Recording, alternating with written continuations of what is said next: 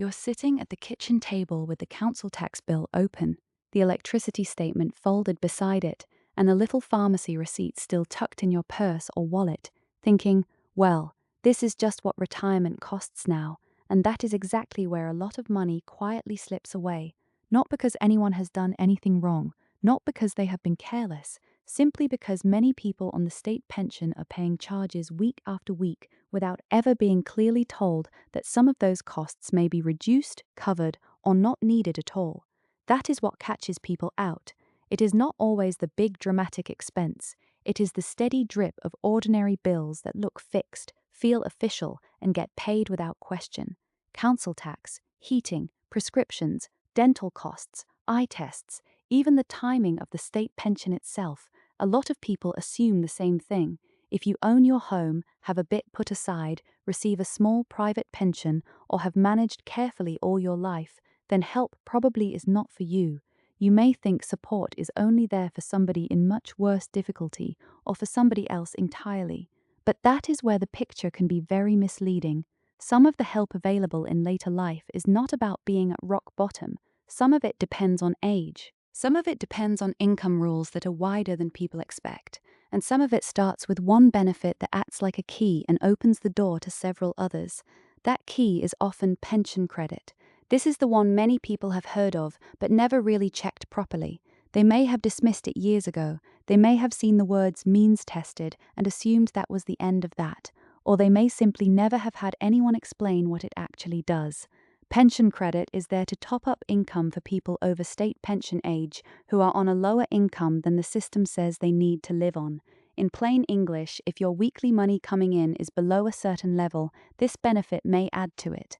And here is the part many people miss. You do not have to feel destitute to be worth checking. You do not automatically lose the chance just because you have some savings. You do not automatically lose it because you own your home. And you do not automatically lose it because you have a small private pension coming in. That is why so many eligible households never claim. They rule themselves out before anyone has even looked at the numbers. Pension credit has two parts within the system. One is called guarantee credit. That is the part that can top up weekly income to a minimum level set under government rules. The other is called savings credit, which still applies in some cases for older claimants. Now, on its own, that top-up can matter a great deal. But the bigger reason this deserves attention is what can happen next. Even a small award of pension credit can unlock other support. That means one successful claim can lead to help with other bills people have been paying in full. It can connect to council tax support. It can open the door to help with heating costs in winter. It can affect help with NHS dental charges and other health costs. And for some people aged 75 and over, it can also link to a free TV license. So the real problem is not always 5 separate expensive bills. Quite often, it is one missed application sitting underneath all 5. That changes the whole way to look at this. Instead of asking, why are all these bills so high, it may be better to ask, have I missed the one entitlement that connects them? And there is one more important detail here. In some cases, pension credit claims can be backdated for a limited period if you were eligible earlier. So if this is sounding familiar, it is not always a case of too late, nothing can be done, just carry on paying. The next place this really shows up is council tax, because that is one of the biggest regular bills many pensioners keep paying month after month, often without ever being told it may not be set in stone. Council tax is a good example because it feels completely fixed. It arrives, the amount is there in black and white, the direct debit goes out, and after a while it starts to feel like one of those bills that simply cannot be changed. But for many people over state pension age, that is not always true. There is a scheme called council tax reduction. In some cases, it can reduce the bill quite a lot. For some households, it can remove it altogether. And one of the reasons people miss it is simple. It is often not folded neatly into everything else. Even if you receive pension credit, you may still need to apply for council tax help separately. That catches people out all the time. A lot of pensioners assume that if they were entitled, the council would already know. Sometimes there is a link, sometimes there is not. In many areas, the local council handles the claim, and the rules and process can vary from one council to another. So this is not always one automatic payment quietly sorted in the background. If you receive the guarantee credit part of pension credit, that can be especially important here because it often strengthens your position for council tax help.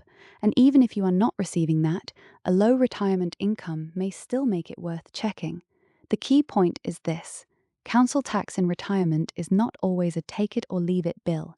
It is often a bill that needs a second look. Then there is winter heating, which is where a lot of people feel the squeeze most sharply.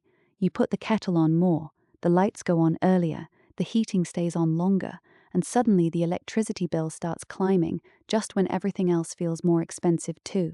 This is where the warm home discount matters. It is not a cash payment in your hand. It is usually a discount applied to your electricity bill during winter, and for eligible pensioners, especially those linked to the guarantee credit part of pension credit, that discount can make a real difference. Again, this is where one missed claim can have a knock-on effect. Some people never get this help because they never claimed pension credit in the first place. They may be cutting back on heating, wearing extra layers indoors, and still assuming the discount is for somebody else. But the missing piece may not be the winter scheme itself. It may be the gateway benefit underneath it. Not every part of this is automatic in every situation, and the rules can change from one scheme year to the next. But the practical lesson is very clear. If winter electricity costs are rising and money is tight, it is worth checking whether pension credit should have been looked at first. Then there are the health costs people keep paying almost by habit. This is one area where it helps to separate age-based help from low-income help because they are not the same thing. In England, once you are 60 or over, NHS prescriptions are free. NHS site tests are also free from age 60. That means some people are still paying at the pharmacy or putting off an eye test when they do not actually need to. Dental costs are a little different. They are not simply free for everyone over a certain age, but pension credit can help with NHS dental charges, and so can the NHS low-income scheme for some people who are not on pension credit but still have a limited income. That matters because dental treatment is one of those costs many people postpone, not because they do not care about it, but because they are trying to be sensible with money. The same can happen with glasses, travel for appointments, or other smaller health costs that keep adding up. So once again, what looks like a series of separate expenses can actually come back to the same question. Is there support here that has never been checked? And by this point, the pattern starts to become clearer. This is not just about expensive bills, it is about hidden links. One benefit may open another. One age rule may cancel a charge you assumed was normal. One unclaimed entitlement may be quietly draining money month after month. But there is one more area people often overlook completely, and it is not a household bill at all. It is the state pension itself, because even that can depend on when you claim, whether you delayed, and whether any money may need to be backdated when you finally ask for it. A surprising number of people assume the state pension simply starts on its own. You reach the right age, and the money just appears, but that is not always how it works. In most cases, you need to make a claim. That matters more than it may sound. If someone reached state pension age and did not claim straight away, perhaps because they kept working, were caring for a partner, were dealing with paperwork, or simply thought it would all happen automatically, they may have left income sitting there unclaimed. And if they delayed on purpose, that is a different situation again, because deferring the state pension can increase future payments under the rules. This is where it helps to slow down and separate two very different things. One is missing a claim by accident. The other is choosing to defer. They are not the same. If you defer, you are actively delaying your state pension, and that delay can increase what you receive later. For some people, that may suit their circumstances. For others, it may not. It can depend on health, other income, tax, and how the household budget looks now compared with later on. So this is not a question of good or bad. It is a question of knowing that timing has consequences, and if someone is already past state pension age but has not claimed yet, it is sensible to ask about backdating when they apply. Backdating is not open-ended. It is not something to leave vague and hope is sorted automatically. It is something to ask about clearly, because the amount and the rules can be limited. That is really the final piece of the puzzle. Sometimes the leak is not only in what is going out, sometimes it is also in what never started coming in properly. When you put all of this together, the picture changes. What looked like 5 unrelated pressures can often be traced back to one missing check. Pension credit may sit at the center. Council tax support may need its own separate application through the local council. Warm home discount may be easier to miss if pension credit was never claimed. NHS costs may be lower than expected because some help is based on age and some on income. And the state pension itself may need a claim, a timing decision, or a question about backdating. That is why this matters so much, not because it means something has gone badly wrong, but because ordinary retirement costs can become fixed in your mind long before they are properly checked. A lot of careful people overpay simply because no one joined the dots for them. So if you are wondering where to start, keep it simple. First, check pension credit. Even a small award can have effects far beyond the weekly top-up itself. Then look at council tax. If you are paying it in full, do not assume that is the final word. Ask your local council about council tax reduction. Then check winter electricity support. If heating bills are biting, see whether warm home discount rules may apply. Then review health costs. In England, free NHS prescriptions and sight tests from age 60 are easy to miss if nobody ever pointed them out.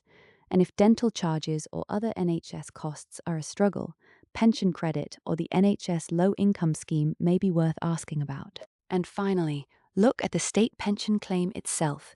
Has it been claimed? Was it deferred? Should backdating be discussed? If any of this sounds familiar, the next step is not to panic. It is to check. You can speak to the pension service, your local council, NHS help channels, or an advisor if the rules feel unclear. Because protecting retirement income is not only about cutting back. Very often, it is about making sure you are not paying bills you could reduce and not missing money you may already have a right to receive. That kitchen table can look very different once the right boxes are ticked. The council tax bill may shrink, the winter electricity cost may ease, the pharmacy charge may disappear, the dental bill may not be as heavy as expected, and the pension itself may need a closer look. Not because you are careless, because the system is full of links that many people are never clearly told about. And once you know where those links are, you have a much better chance of keeping more of your retirement income where it belongs.